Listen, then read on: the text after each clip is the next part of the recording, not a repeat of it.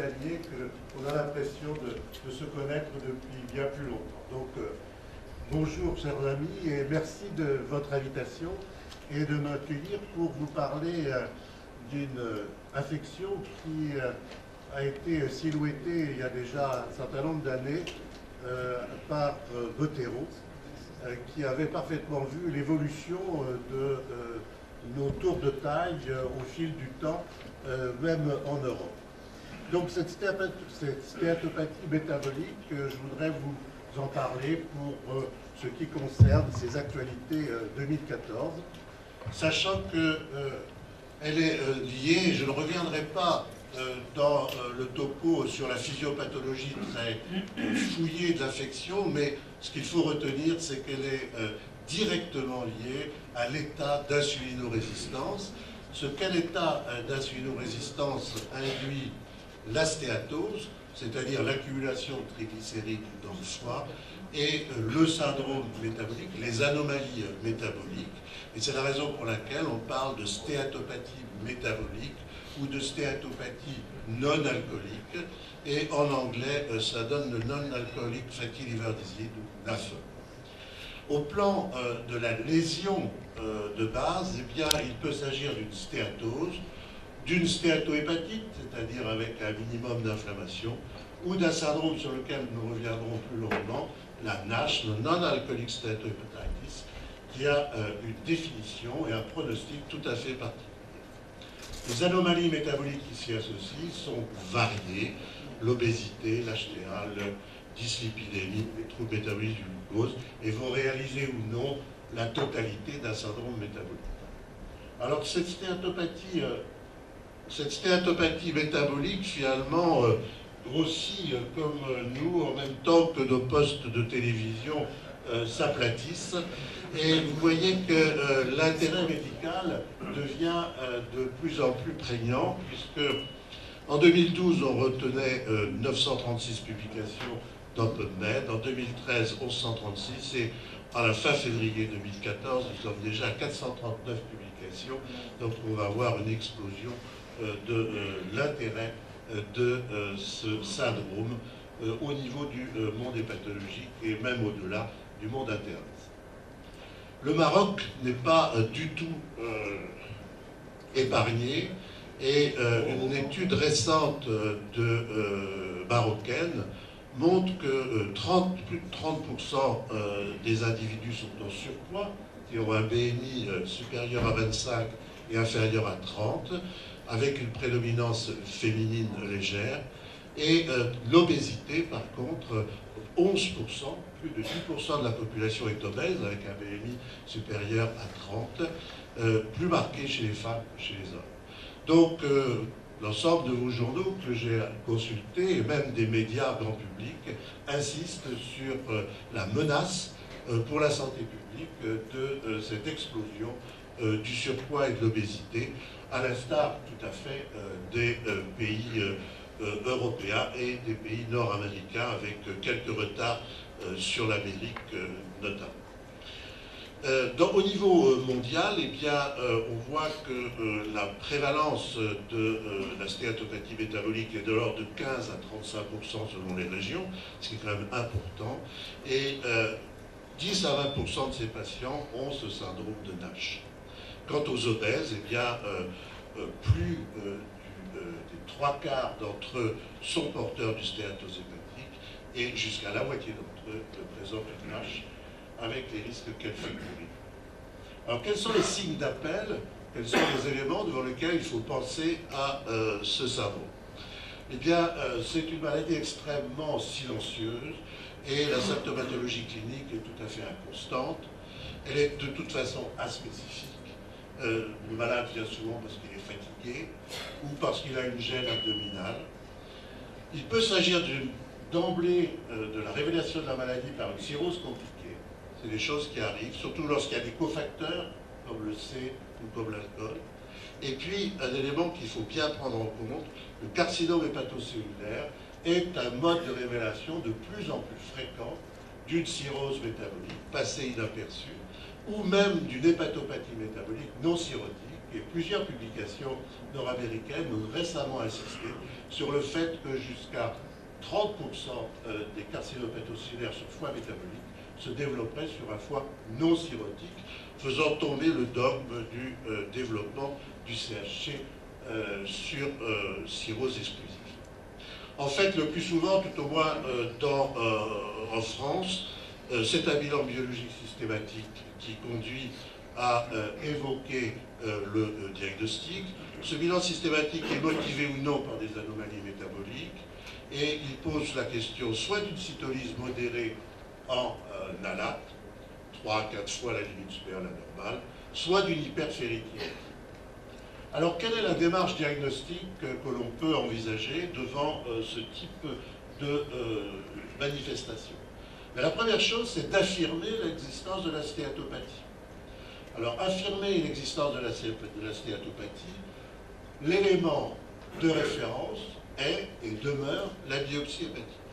Il s'agit d'une stéatose, le plus souvent macro-vésiculaire, sans grand systématisme lobulaire, avec parfois une partie de l'ordre au maximum un tiers de stéatose, de petits foyers de microstéatose. Alors bien évidemment, on ne va pas faire une biopsie hépatique pour tous les patients suspects de stéatopathie. Et en fait, actuellement, ce qu'on cherche, c'est des marqueurs, surrogate markers, des moyens non vulnérants pour faire ce diagnostic.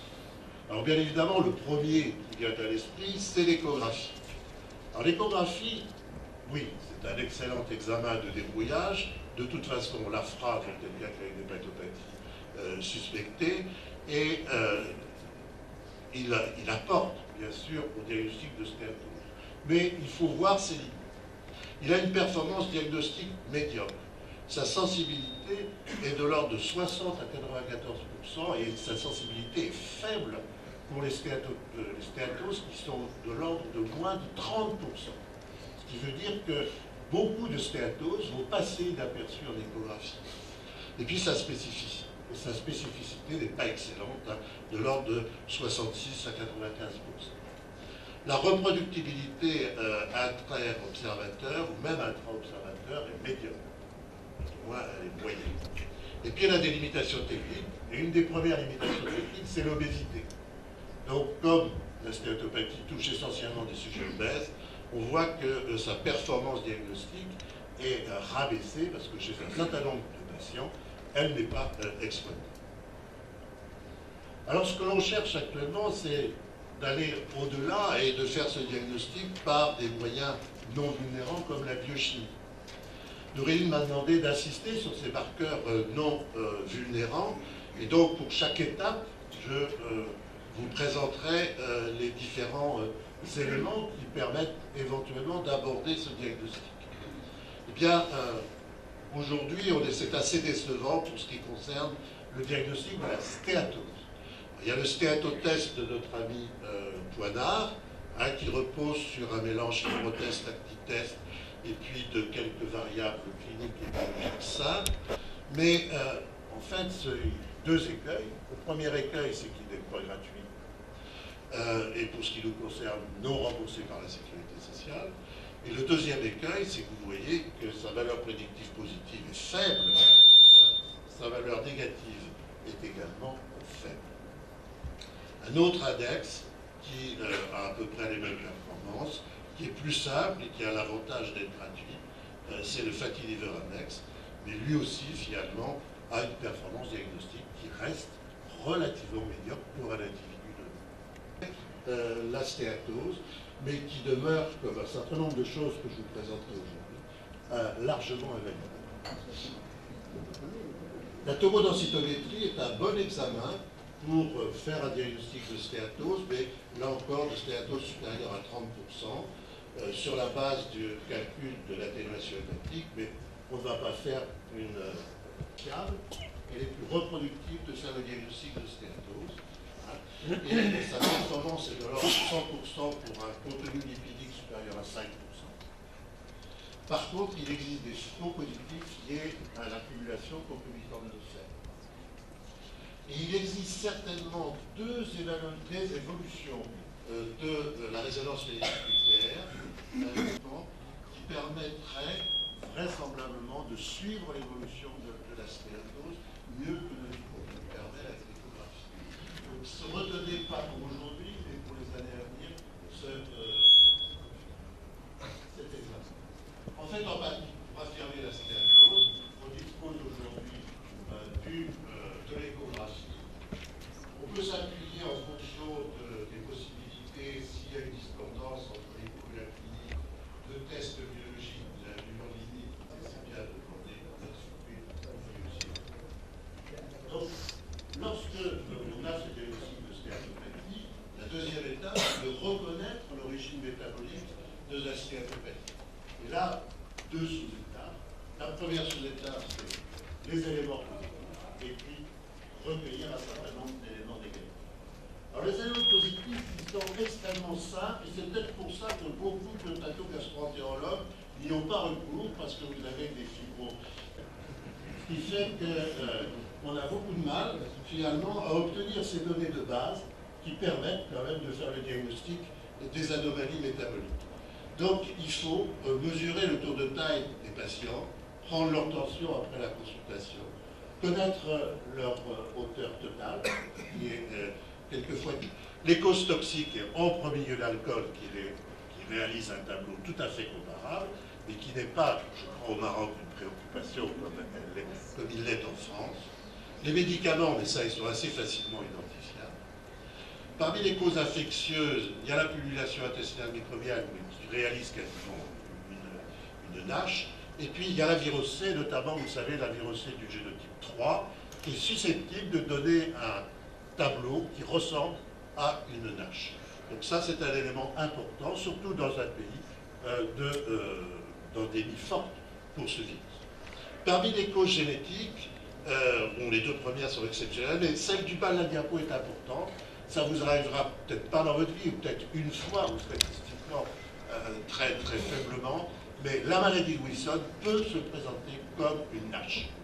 Et donc, il est fondamental d'avoir toujours à l'arrière-pensée, surtout s'il s'agit d'un sujet jeune, que ça peut être une maladie de Wilson. Alors, quelques observations très rapides pour illustrer ça. Hein? La stéatopathie est un diagnostic d'exclusion ou d'association. Voilà une femme de 64 ans, son seul antécédent est celui d'une GEU. Elle se présente pour une banale enquête familiale d'hémochromatose. On lui trouve une hyperferritinémie à 650, elle est en surpoids, elle a une petite cytolyse, elle a un foie hyperéchogène. C'est un diagnostic de stéatopathie métabolique, et puis au plan hémochromatosique, une hétérozygosie composite, on peut s'en contenter. Il y a toutefois cette notion de GEU, et en fait, elle a aussi un anticorps anti-VHC, une charge virale C, et c'est un génotype. Donc, il faut se méfier des associations de malfaiteurs lorsqu'on est devant un patient qui a une stéatopathie métabolique. Cette femme de 28 ans a une cytolyse, un syndrome des ovaires polykystiques qui explique son syndrome métabolique, un foie hyperéchogène. On conclut au diagnostic de NASH dans le cadre d'un syndrome des ovaires polykystiques, mais on lui fait une biopsie hépatique parce qu'elle a une forme particulièrement sévère, et on titre sur l'existence de lésions d'hépatite chronique. Et en fouillant un petit peu, dans un deuxième temps, céruloplasmine basse, scuprémie et cuprurie élevée, maladie de Wilson. Je sais pas. Donc, méfions-nous des associations. Troisième exemple, femme de 36 ans, discrète cytolyse, porteuse chronique du virus de l'hépatite B, surpoids et stéatopathie. Donc, stéatopathie métabolique chez un porteur chronique inactif, puisque sa charge virale est basse. Et en fait, en faisant des études plus approfondies, on voit qu'il est positif pour le virus de l'hépatite D, ce qui explique sa négativation de l'ADN du VHV et qui nécessite une prise en charge.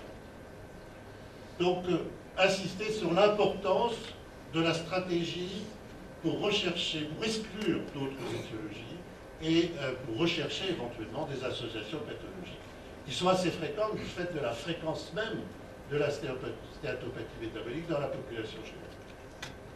Alors, troisième étape qui est importante, c'est évaluer la gravité de la stéatopathie.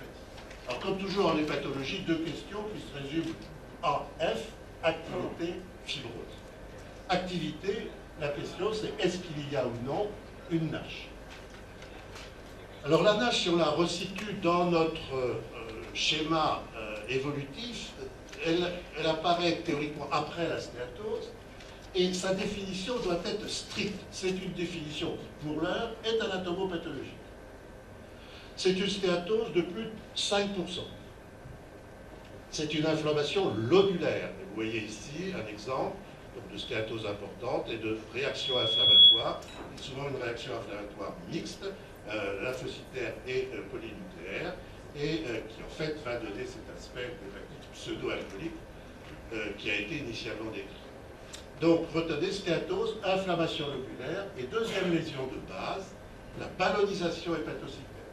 Cette ballonisation hépatocytaire que vous voyez bien là sur les critères, sur les clichés pris par notre collègue Bruno Turlin, eh bien vous voyez ces grands hépatocytes au cytoplasme évanescent, on en voit un peu partout ici. Ça c'est des lésions de ballonisation, hein, et c'est l'association de ces trois lésions qui fait poser le diagnostic de NASH. Il n'y a pas besoin de cordémalorie, il n'y a pas besoin de fibrose pour parler de NASH. Et vous savez que la NASH fait le lit de la fibrose et de la fibrose. Alors de façon un peu plus précise, on peut suivre le score de Kleiner et de Brunt, hein, avec ces trois items, la stéatose gradée de 0 à 3, l'inflammation lobulaire gradée de 0 à 3, la ballonisation hépatocytaire gradée de 0 à 2. On fait la somme, et puis selon le niveau de cette somme, soit on exclut totalement une NASH lorsque c'est inférieur à 2, soit on est dans une zone grise entre 3 et 5, soit le diagnostic de NASH, si c'est supérieur ou égal à 5, est hautement vraisemblable. Faut-il, pour faire ce diagnostic de NASH, toujours recourir à une biopsie hépatique? Alors voyons quelles sont les alternatives éventuelles.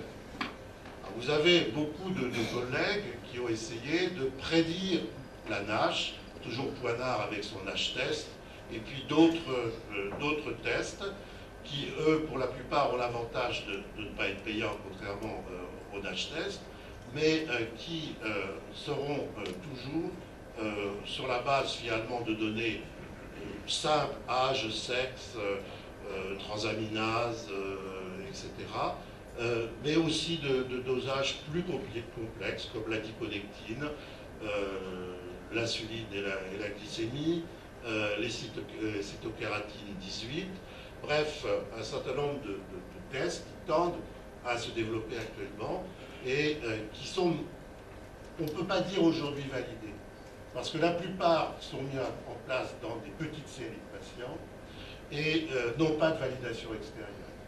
Donc je ne peux pas aujourd'hui vous recommander un test qui vous permette d'affirmer sur un patient donné qu'il a bien une NASH. D'ailleurs, quand on regarde ici cette colonne, on voit que vous n'avez aucune valeur prédictive négative de 100% ou aucune valeur prédictive positive de 100%. Donc c'est valable pour une population, mais pour un individu donné, ça n'a pas, ce n'est pas d'un grand succès. Il est vraisemblable que l'élastographie par résonance magnétique deviendra dans les années qui viennent un élément intéressant pour faire le diagnostic non seulement de stéatose, mais en fonction de l'abaissement du cutoff de NASH, de réaction inflammatoire et nécrotique au sein de cette stéatose. Et il y a un premier papier qui est sorti récemment, et comme tous les premiers papiers, qui est très encourageant. Mais là encore, il faut attendre d'avoir les plus grandes séries de patients. Donc, en pratique, l'important lorsqu'on est devant une stéatose, c'est de savoir si finalement c'est une stéatose simple ou si c'est une NASH. Et aujourd'hui, aucun test ne permet d'affirmer ou d'exclure précisément une NASH avec certitude. Donc, la recommandation que l'on fait, c'est de proposer une biopsie hépatique, surtout si le sujet est âgé, de plus de 50 ans. Il est diabétique, il a un IMC supérieur à 30, et il a un test prédictif, celui que vous voulez, parce que je ne pourrais pas vous donner un test prioritaire par rapport aux autres, dans la zone grise, soit qui est vraiment autour du cutoff. Eh bien, dans ces cas-là, il est plus raisonnable de proposer une biopsie hépatique.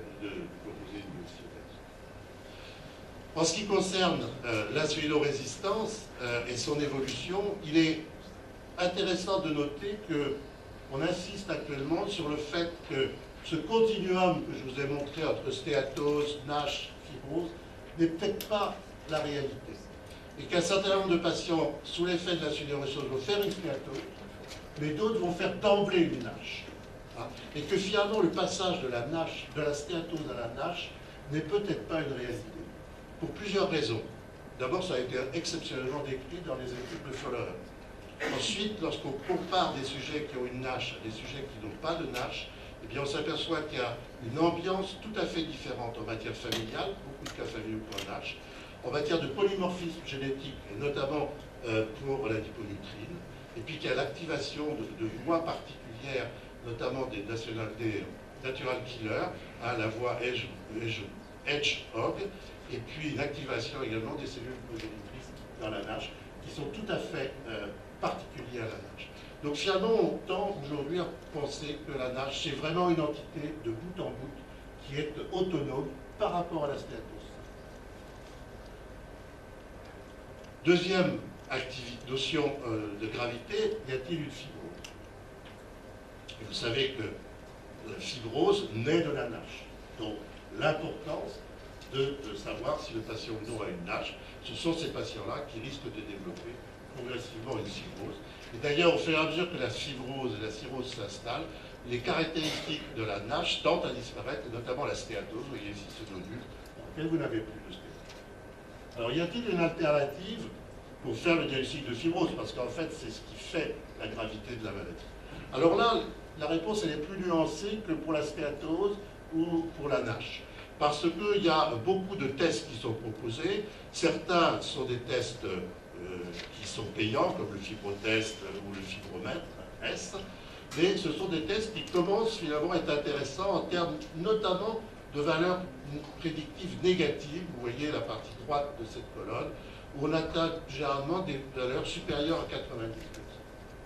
Alors moi j'ai une petite faiblesse pour l'acide hyaluronique, parce que c'est notre collègue Fabrice Léné qui l'a démontré. C'est très mauvaise valeur prédictive positive, aucun intérêt. Mais par contre, lorsque l'acide hyaluronique est inférieur à 15, vous avez la certitude que vous n'avez pas de fibrose. Donc ça, c'est une information finalement relativement importante. On n'est pas dans la probabilité comme avec les autres tests. Sans retirer aux autres tests le fait qu'ils donnent des résultats qui sont quand même exploités.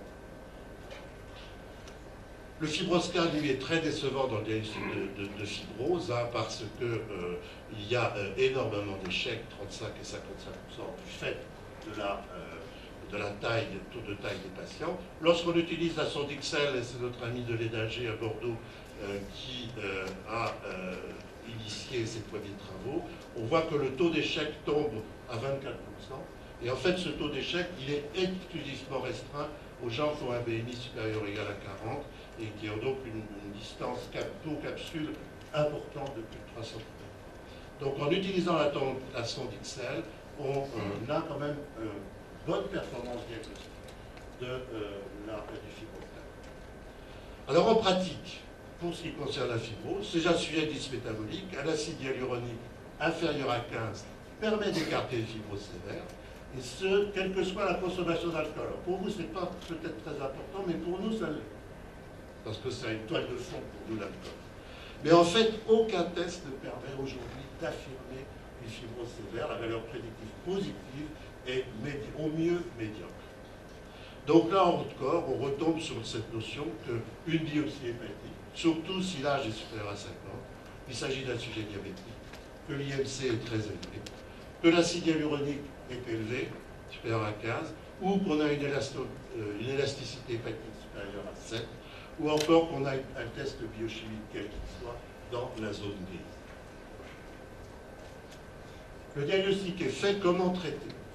Traiter la stéatopathie, la base du traitement, c'est la prise en charge, et c'est le plus difficile des modifications du mode de vie. Il faut faire adhérer ces patients au fait qu'ils doivent modifier leur mode de vie. Mode de vie en termes de régime alimentaire, ça va être un régime pauvre en graisse, en sucre, et notamment se méfier du fructose, qui est maintenant dans tous les produits des supermarchés dits allégés, qui sont bourrés de fructose, et qui en fait est extrêmement producteur en termes d'insulinorésistance. Et puis, bien sûr, de l'alcool. On discute d'enrichir en oméga 3, ça n'a pas été démontré de façon très claire, le bénéfice par des études plusieurs études. Et puis en café, le café aurait un effet protecteur, mais là encore les résultats sont discordants. Moi, ce sur quoi j'insiste, c'est que si on veut réellement qu'un sujet modifie son mode d'alimentation, il faut qu'il soit pris en charge, coaché par une diététicienne ou par un médecin nutritionniste. Si ça n'est pas le cas, c'est extrêmement difficile pour un hépatogastroentérologue d'assurer ce suivi. Généralement, nous le faisons mal et les patients adhèrent mal à ces modifications. Le deuxième versant, c'est modifier l'activité physique. Et vous voyez, c'est marrant ce matin, je ne sais plus, dans un journal qui faisait un reportage sur le fait qu'un certain nombre de villes avaient pris conscience de la menace de la sédentarité et du surpoids dans la population marocaine, et donc organiser des séances de gymnastique collective. Donc, peu importe que ça soit aérobique ou anaérobique, ce qu'il faut, c'est proposer à ces patients d'avoir une activité physique relativement intense, c'est-à-dire donnant une sudation modérée, 3 fois une demi-heure par semaine. Si l'une et ou l'autre de ces mesures est suivie, on assiste finalement à une perte de poids et une amélioration de la stéatose, de la cytolyse lorsque cette perte de poids dépasse les 7%. C'est un peu l'objectif qui se fixé. Quant à la fibrose, on ne sait pas. Il n'y a pas d'étude qui soit suffisamment convaincante pour dire qu'on a un effet positif sur l'évolution fibrogène. La chirurgie bariatrique, quelle qu'elle soit, conduit évidemment à une perte de poids. Ça améliore la stéatose, ça améliore les lésions nécrotico-inflammatoires, mais comme beaucoup de ces pertes de poids brutales, ça peut aggraver paradoxalement la fibrose. Et on a vu des états de NASH et de cirrhose se constituer dans les suites de ce type de chirurgie. Donc, une revue générale qui a été faite par la Cochrane Database il n'y a pas si longtemps que ça, en 2010, conclut que le bypass n'est indiqué que dans l'indication d'une comorbidité qui accompagne la NASH, certainement pas pour traiter une NASH isolée. Quid des agents pharmacologiques? Très décevant. Les coupes fins, l'orlistal, sibutramine, rimonabant, l'orcacéline ont un effet sur les transaminases, sur la stéatohépatite modérée et discutée, sur la fibrose non. Et puis ça donne des hépatites, c'est quand même pas le but recherché. De la stéatorée, c'est très inconfortable. Ça a entraîné quelques cas de suicide. Donc en fait, cette première ligne, elle est pour l'instant à supprimer. Les insulino-sensibilisants, la metformine et les thiazolidinediones ont des effets relativement mesurés. Oui, la metformine, qui est largement utilisée, ne modifie rien dans 2 études contrôlées. Les autres antibiotiques ont peut-être un petit effet sur les alates et la stéatose.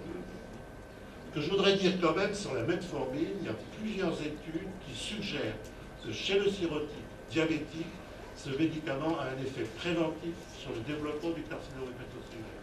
Donc il faut le maintenir chez un sujet qui a une cirrhose.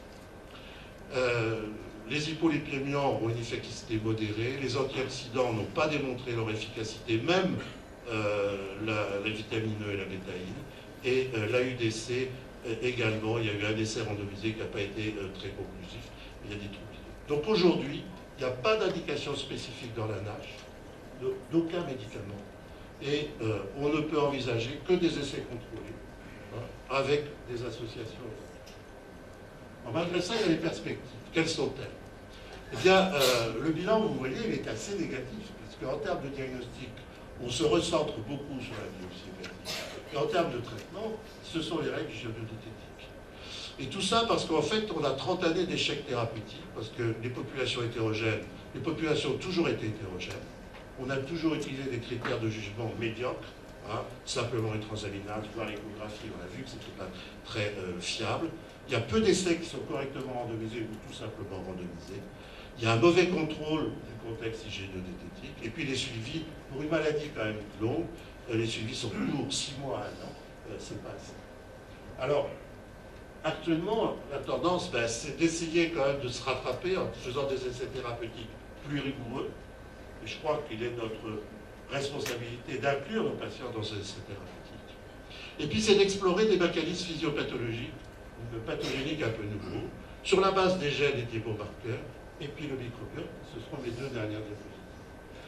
Un certain nombre de gènes, on a montré des associations phénotypiques d'un certain nombre de gènes, notamment le gène lié à l'hémochromatose, HFE, mais également le PNPLA3 qui est la liponutrine, avec finalement les composantes de la NASH, la stéatose, l'insulino-résistance, la fibrose, la stéatohépatique, l'hypertriglycéridémie, la NASH elle-même.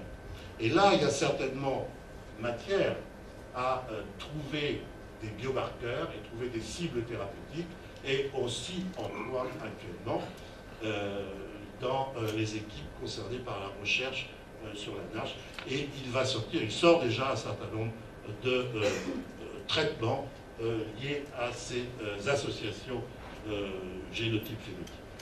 La deuxième perspective, et celle-ci, je pense, vous intéressera particulièrement en tant que hépato-gastro-entérologue, eh bien, c'est le lien vraisemblable qui existe entre le microbiote fécal et la stéatohépatite. Et en effet, finalement, on retrouve une prolifération bactérienne, un déséquilibre bactérien au profit de certaines bactéries au détriment de certaines autres, une augmentation de la perméabilité intestinale, une endotoxinémie, et puis également des complications vasculaires directement liées aux anomalies du microbiote dans la NASH. Et il y a actuellement un essai randomisé de transplantation du microbiote fœtal chez les patients atteints de NASH et dont on attend les résultats. Donc voilà pour cette partie un peu théorique, et je voudrais terminer par une diapositive de notre pays pour vous montrer que nous avons aussi quelquefois du soleil et des temps calmes, comme à Fès. Je vous remercie de votre attention.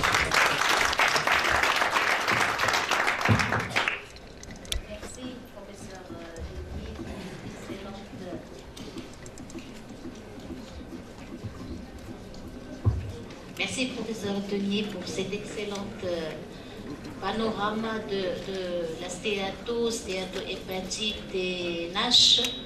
Et donc, la parole est à la salle pour discuter cette présentation. À vous la parole. Monsieur Chakraoui. C'est tout simplement pour dire à M. Denier, concernant quelques précisions du poids corporel au Maroc. Voilà. Oui.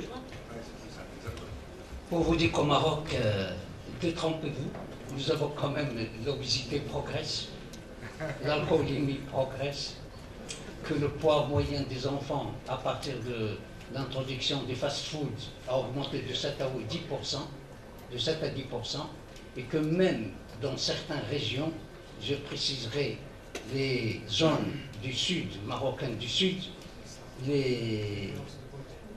la beauté féminine, c'était de les engraisser. Ils prenaient même des corticoïdes pour les engraisser. C'est un phénomène de santé publique chinois. Il commence un peu au sud, dans le Sahara, enfin le Sahara marocain. Donc les femmes, pour qu'elles soient belles, il faut absolument qu'elles prennent même des corticoïdes et toutes les complications, diabète, hypertension. Je voulais tout simplement vous dire ça.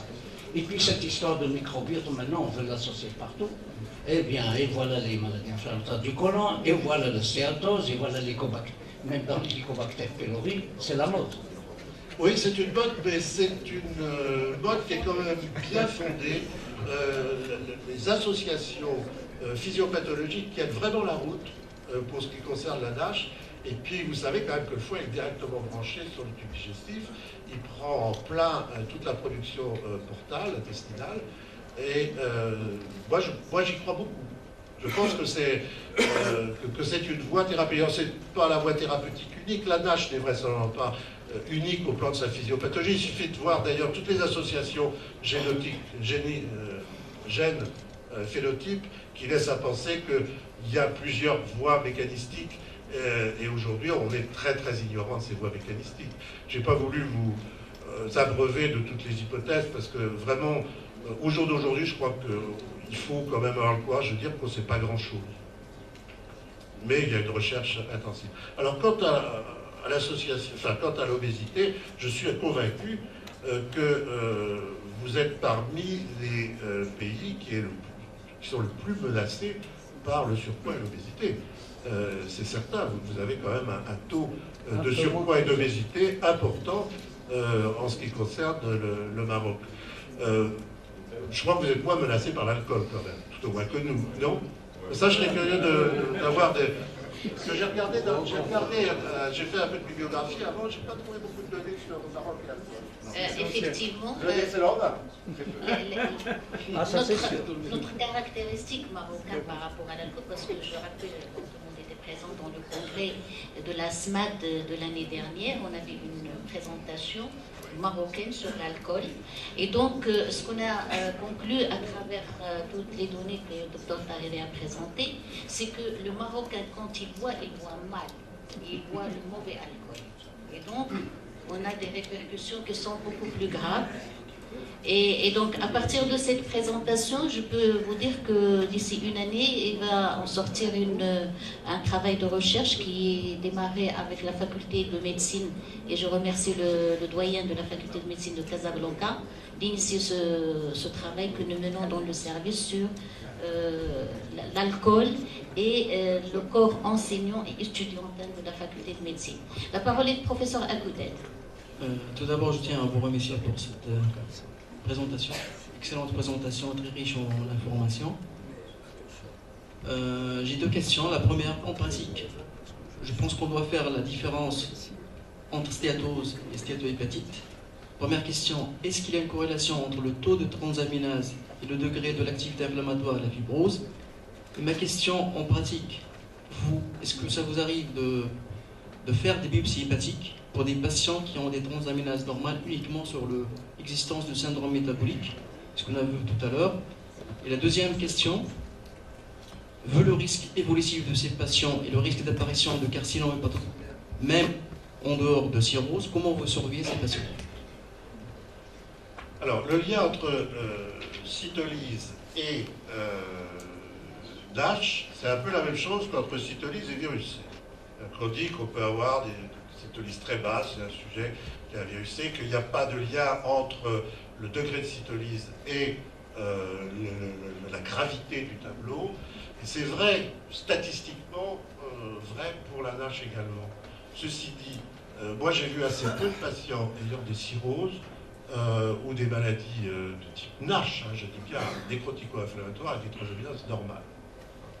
Je crois que quand même le mode d'entrée dans la maladie, c'est quand même le plus souvent des transaminases élevées. Alors, il y a un certain nombre de sujets qui peuvent avoir des cirrhoses, je dirais, froides. Hein, c'est ces vieilles cirrhoses liées à un syndrome métabolique ancien qui se sont vidées de leur stéatose, on ne sait pas trop pourquoi d'ailleurs, qui se sont appauvries, qui se sont desséchées et qui sont peu ou pas cytolysiques. Mais là, il y a un élément qui est important, c'est que votre rapport azat sur alat est supérieur à 1, même avec des transaminases normales. Et lorsque vous avez un rapport azat sur alat supérieur à 1 chez quelqu'un qui a des transaminases normales, qui a un syndrome métabolique, oui, il faut faire attention. Hein, ça peut être un élément en faveur d'une cirrhose, peu ou pas active, ou désactivée. Alors après, la surveillance des patients qui ont un syndrome métabolique, là, c'est un réel problème. C'est-à-dire qu'on ne peut pas proposer à tous les groupes une échographie de surveillance pour un carcinome hépatocellulaire. Mais c'est vrai qu'au jour d'aujourd'hui, il y a vraisemblablement pas loin du tiers du carcinome hépatocellulaire liés dans une ambiance de syndrome métabolique qui sont développés sur foie non cirrhotique. Quand on dit foie non cirrhotique, on ne dit pas foie normal. Hein. On dit foie non cirrhotique, c'est-à-dire fibrose éventuelle 2-3. Hein. Donc il y a quand même une marge. Hein. Donc, il y a quand même une hépatopathie chronique impliquant un effet sur l'architecture hépatique. Bon, nous on en reste, c'était pour ça qu'on refait beaucoup de biopsies hépatiques, on en reste à démontrer s'il y a ou non une cirrhose ou une fibrose évoluée stade 3, de façon à pouvoir mettre en place un dépistage du carcinome hépatocellulaire éventuel, si c'est nécessaire. Et ne pas se lancer dans des dépistages tous azimuts sans qu'on ait une certitude du bouleversement architectural hépatique.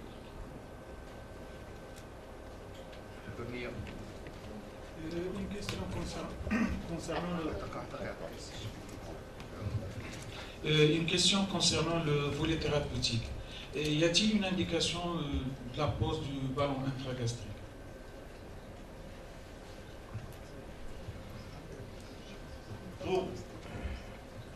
Personnellement, j'en ai pas l'expérience.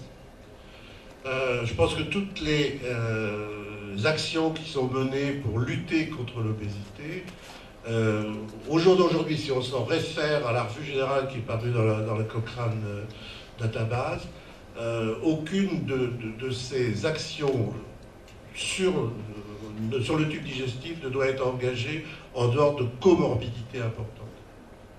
Voilà, c'est les recommandations.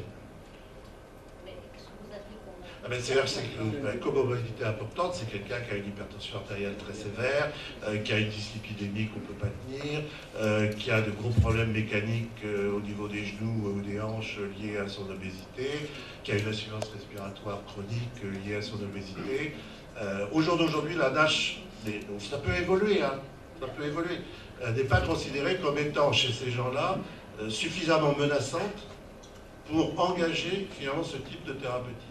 Parce que quand on en est à discuter ce type de thérapeutique, il y a des comorbidités qui sont importantes et qui vraisemblablement abrègent l'espérance de vie. Si je peux reprendre cette notion, je pense que la prise en charge doit être démarrée chaque fois qu'il y a un surpoids, ou plutôt un BMI qui commence à menacer, parce que inéluctablement le surpoids va évoluer vers la NASH, va évoluer vers les complications et les comorbidités. Je pense que sans aller à poser un ballon, mais il faut déjà une prise en charge, pas les trois rubriques que vous avez bien montré, le régime, l'activité physique. C'est énorme, l'activité physique, c'est fondamental. Hein. Moi, ça me paraît plus important que le régime, hein, dans l'expérience que j'ai. Et puis, mais ça nécessite de notre part un engagement. Il faut vraiment donner aux malades l'impression, la certitude qu'on y croit, que c'est important, et ne pas les abandonner, les revoir, les confier entre-temps à une diététicienne. Et à ce moment-là, on a des résultats. Il y a une étude contrôlée à la Jean-Yves Ferret qui vient de sortir pour montrer que finalement, lorsqu'il y avait une organisation, dans ce que les Américains appellent la coaching, hein, on arrivait à 35% de bons résultats. Ce qui est bien donc, pour une pathologie comme ça. Parce que dans le tout venant, c'est comme pour l'alcool, c'est assez décourageant, hein, c'est 5%. Oui, je vais apporter une petite remarque donc, sur le plan du volet thérapeutique, puisque nous, en chirurgie œsogastrique et bariatrique, donc finalement c'est mon ami Jérôme Dumortier qui me montre parfois des patients qui sont porteurs de NASH. Donc vraisemblablement dans les années qui viennent, je crois que la place de la chirurgie bariatrique, le bypass, sur une NASH, comme on l'a dit, peut-être pas uniquement, mais va très certainement avoir une place. On a dans le service, là, depuis maintenant 2012, en prospectif, 140 patients qu'on a opérés d'un bypass pour lequel on a fait systématiquement la biopsie hépatique au moment de la chirurgie, qui ont accepté de rentrer dans un protocole et qui vont tous avoir une biopsie hépatique à 1 an, à 2 ans et à 3 ans. Donc je pense que là, on aura un élément de réponse en ce qui concerne le volant chirurgical. Ceci dit, pour un patient qui a un diabète qui est insulinodépendant, qui a une NASH qui est prouvée, lors de nos RCP de chirurgie, on proposera sur un ILC, même sur un ILC entre 35 et 40, on l'orientera vers une chirurgie qu'on appelle maintenant, peut-être dans 2 ans, une chirurgie métabolique qui est plus bariatrique. Donc je crois qu'il faut le garder à l'esprit, et je pense aussi dans un pays comme le Maroc, avec le problème du surpoids, sur les 5 ans à venir, je pense qu'il y aura une place chirurgicale dans le traitement. Ah oui, j'en suis convaincu, hein. Tout à fait. Mais c'est un peu comme vous l'avez dit, la NASH à elle seule, généralement, il y a des comorbidités qui emportent la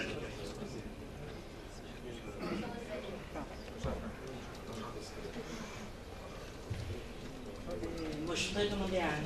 Denis, parce que l'activité physique, effectivement, c'est fondamental, mais souvent, c'est des malades qui ont des problèmes de genoux, qui sont obèses, donc ils n'arrivent pas à faire le sport. Donc, qu'est-ce qu'on peut le conseiller? Alors moi, j'ai trouvé, je n'ai aucun intérêt dans le magasin Decathlon et j'oriente mes patients vers l'achat d'un vélo d'appartement. Il y a peu de gens qui ne peuvent pas faire du vélo d'appartement. Donc, il y a peu de gens qui ne regardent pas la télévision une demi-heure par jour. Donc moi je leur dis, vous achetez un vélo d'appartement, vous le mettez devant la télévision, et chaque fois que vous regardez la télévision, vous pliez la gueule. Voilà. Et voilà, j'ai l'anecdote d'un informaticien qui avait un gros salon métabolique, une nage, etc.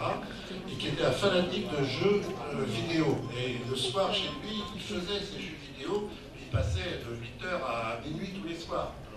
Et il était tellement addict, et je lui ai dit, mais écoutez, vous scotchez votre écran et votre joystick, votre clavier et votre joystick sur votre vélo, hein, et vous faites vos jeux vidéo en pédalant. Et il l'a fait, il a perdu 10 kilos, ça a été un des grands succès thérapeutiques.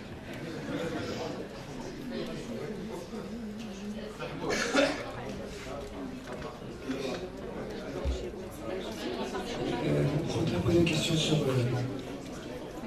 les étiologies de la nage. Est-ce que la dyslipidémie peut être à l'origine de la nage? Et si oui, est-ce qu'il ne fait pas pire en général?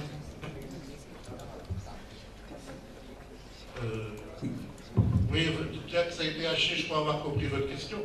Ben oui, la dyslipidémie, par définition, fait partie des anomalies métaboliques et on retrouve un grand nombre de sujets dyslipidémiques qui ont des stéatoses. C'est souvent des stéatoses isolées, pas graves, les gens qui ont une dyslipidémie. Il y a un certain nombre de personnes qui ont également une NASH. Mais la description même de la NASH et des conditions étiologiques de la NASH au sein du syndrome métabolique, finalement, elle n'est pas bien faite.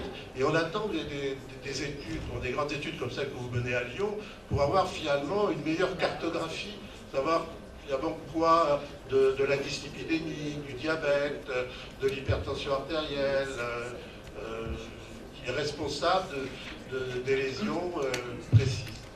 On n'a pas de grosse série. Il y a la série américaine, mais qui est toujours biaisée parce que c'est des NASH caricaturales. Il y a vraiment des obèses très importants aux États-Unis. On se permet encore, Dr. Moud, deux interventions. Ma première question, c'est concernant l'association de la stéatopathie associée à l'hépatite virale B. Est-ce qu'elle modifie la surveillance? Et puis, la découverte d'une cytolyse, est-ce qu'elle impose une PVF? Parce qu'on va se poser la question, est-ce que c'est l'hépatite B qui commence à s'activer ou bien c'est la transformation en NASH? Ma deuxième question, on a parlé donc de la stéatopathie chez les obèses, mais qu'est-ce qu'il en est chez les sujets maigres? Est-ce que l'évolution est la même? Est-ce que la stéatopathie chez le sujet maigre est toujours secondaire à une maladie? Je vais commencer par la première question, le temps c'est de trouver la réponse à la deuxième.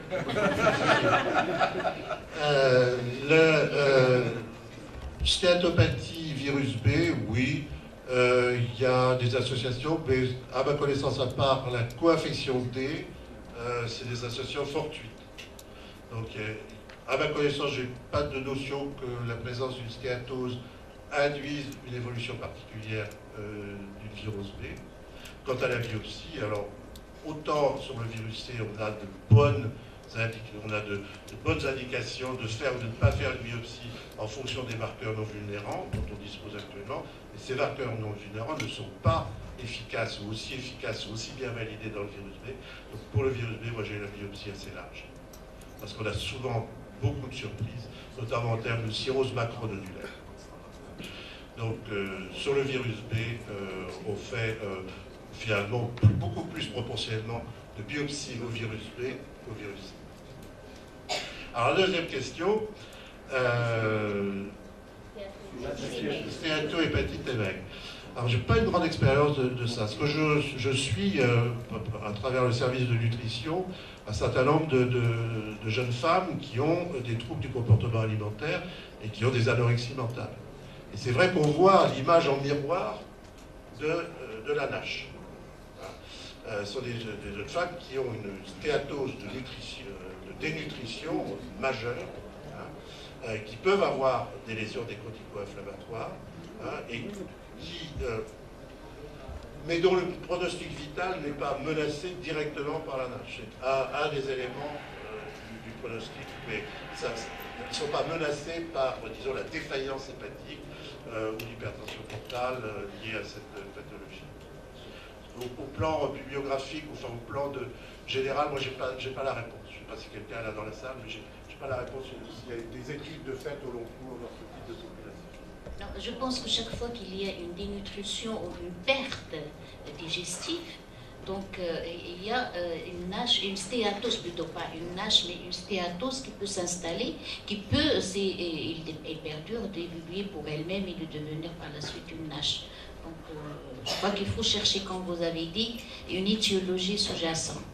Alors pour le virus B, effectivement, le virus B n'est pas stéatogène jusqu'à preuve du contraire, mais c'est dans ce cas-là où il faut chercher s'il n'y a pas, comme il a dit, des anomalies ou un syndrome métabolique associé, etc. Donc il faut aller piocher plus loin pour corriger d'autres troubles qui peuvent être à l'origine de cette stéatohépatite. La coaffection D, la coaffection D, oui, est un peu stéatogène. Le virus B, mais je parle du B. Oui, mais le B avec le D. Oui, s'il y a l'association B et D, il devient stéatogène. J'ai deux petites questions pour professeur Denier, docteur Mseya. J'ai deux petites questions. La première, chez un malade de plus de 50 ans qui a un syndrome métabolique, est-ce qu'il faut absolument réaliser un test biochimique avant de faire le biopsie hépatique? Est-ce que c'est nécessaire? Et la deuxième question, vous avez parlé du rôle de la metformine chez le diabétique cirrhotique. Est-ce que vous le traitez uniquement par la metformine ou est-ce qu'il faut associer l'insulinothérapie, sachant que ce sont des malades difficiles à équilibrer sur le plan diabétique? Alors là, je parlais moi des résultats de plusieurs études qui sont concordants pour dire que le cirrhotique diabétique, mais de type 2, traité par metformine, voit son risque de carcinome hépatocellulaire très nettement diminué. Ce n'est pas du tout le cas du diabétique de type 1, traité par insuline. Et ça se comprend, l'insuline c'est un puissant facteur de croissance, donc il est possible d'ailleurs qu'on découvre l'image inverse chez le patient insulino-traité. Donc moi, le conseil que je donne, c'est lorsque un cirrhotique, on peut se passer de l'insuline, il faut se passer de l'insuline. C'est un diabétique cirrhotique. Vous pouvez vous passer de l'insuline, passez-vous de l'insuline parce que ce traitement a un risque vraisemblablement carcinogène. Par contre, si vous avez un diabétique, vous avez un cirrhotique qui est modérément diabétique, privilégiez la metformine pour le traiter, parce que vous ferez peut-être coup double. Sur la biopsie, je crois qu'il faut... Au jour d'aujourd'hui, il n'y a pas de recommandation, chacun a sa sauce. Vous avez vu le nombre de tests qui sont proposés. Le nombre même indique bien qu'il n'y a aucun test qui fasse consensus. Donc je crois qu'il faut prendre un test simple, se l'apprivoiser, et puis travailler avec tant qu'on n'a pas des résultats plus globaux de comparaison. Et au jour d'aujourd'hui, moi, mon conseil, c'est quand même d'avoir de larges indications de la biopsie hépatique, notamment chez l'homme de plus de 50 ans, qui est diabétique, qui a un fibroscan un petit peu bizarroïde, et puis si vous pouvez disposer d'un test non invasif, eh bien, si ce test non invasif n'est pas soit clairement pour, soit clairement contre une fibrose.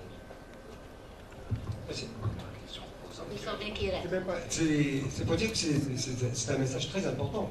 Parce que depuis toujours, ce qu'on a véhiculé, c'est que, notamment chez le cirrhotique, et c'est surtout véhiculé par les endocrinologues, c'est au contraire, c'est de passer à l'insuline-thérapie.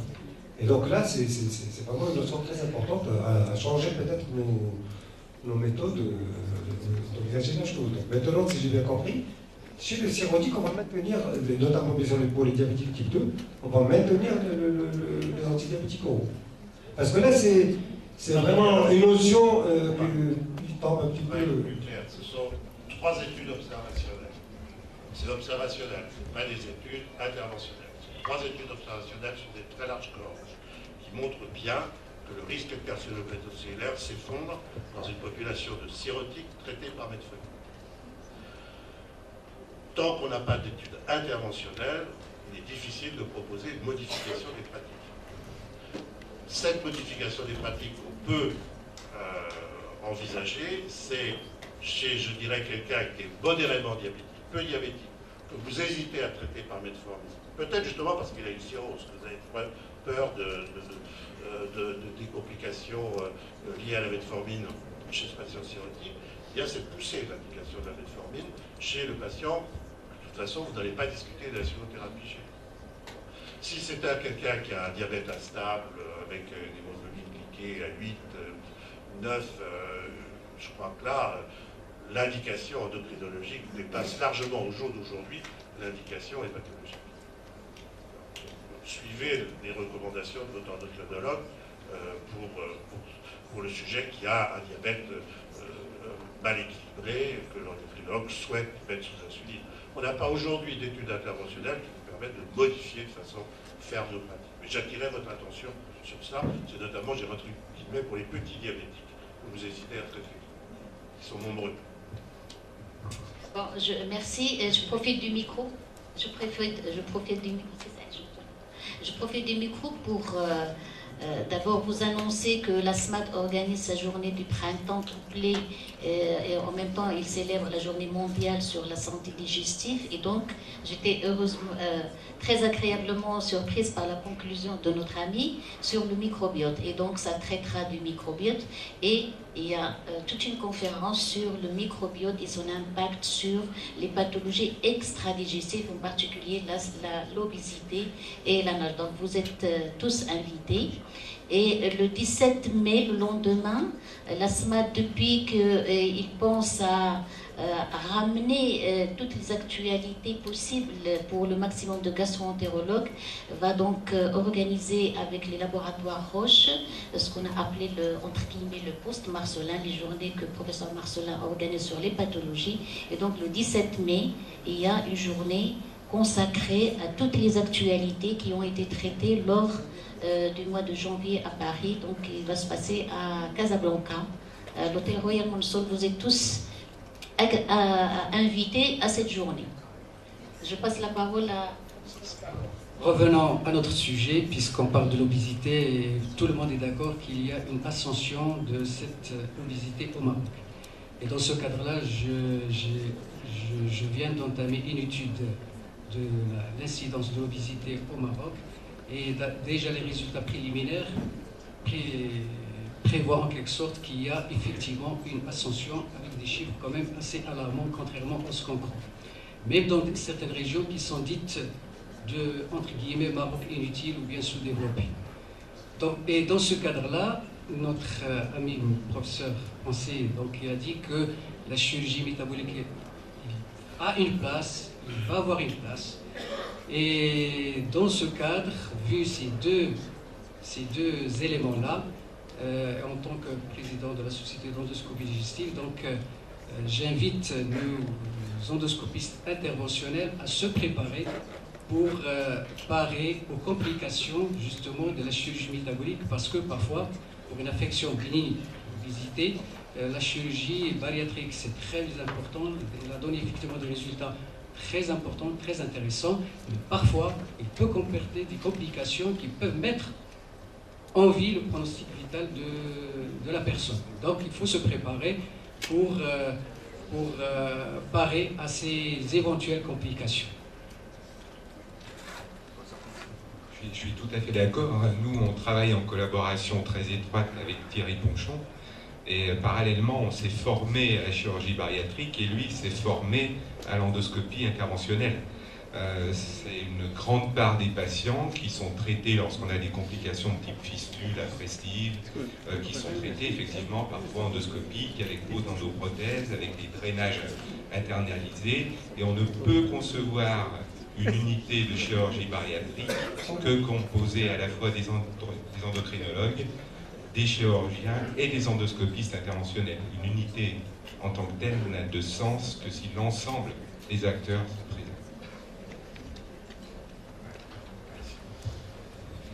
Je voudrais remercier le professeur Denier pour cette excellente présentation. Il y avait un cas clinique qui était prévu, mais je pense que la discussion était riche et nous nous sommes excusés auprès du professeur Denier. Et donc, merci au modérateur, merci à l'assistance pour cette discussion très riche. Il y a une pause café qui est prévue, mais je vous demanderai on va la raccourcir un petit peu, au lieu d'une demi-heure, 15 minutes, et de reprendre des ateliers. Alors, il y a 2 ateliers conférents qui vont switcher, et donc l'assistance va rester sur place. Ce sont les conférenciers qui vont changer de salle pour faciliter la chose. Donc ici, on aura l'atelier sur la trithérapie, et au rez-de-chaussée, on aura sur la gestion, c'est la prise en charge du RGO réfractaire, et bien sûr avec nos imminents conférenciers nationaux et français. Et donc on vous demandera de faire votre choix, mais de rester sur place puisque ce sont les conférenciers qui vont switcher. Merci beaucoup.